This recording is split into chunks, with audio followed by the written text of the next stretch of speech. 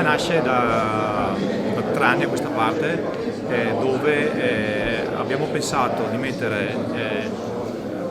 abbiamo pensato soprattutto a cosa questi bambini vogliono o avrebbero piacere, e è scattato subito in mente il discorso di avvicinarli ai professionisti.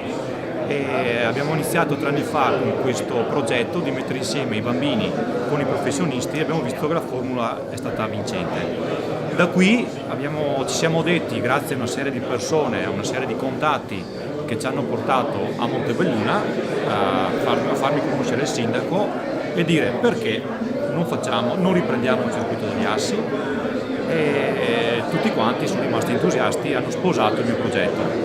E devo ringraziare soprattutto chi mi dà una mano sia a livello tra virgolette burocratico, cioè l'amministrazione comunale, e tutti gli sponsor che andremo a elencare più avanti, perché senza di loro questo non sarebbe possibile.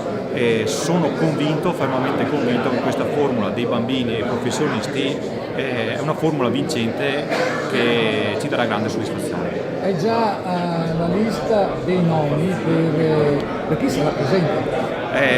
Guarda, dei nomi li abbiamo, però è prematuro parlarne perché comunque dobbiamo aspettare la lista definitiva dei partenti del giro. Sicuramente ci saranno dei nomi grossi. Circuito, un tempo, lo ricordiamo tutti, circuiti a pagamento, l'accesso come sarà invece a Montebelluna? Questa è un'altra scommessa che abbiamo voluto fare, cioè per la prima volta, al contrario di tutti gli altri circuiti, l'ingresso sarà libero. L'ingresso è libero, sarà aperto a tutti appunto per invogliare e incentivare la gente a venire.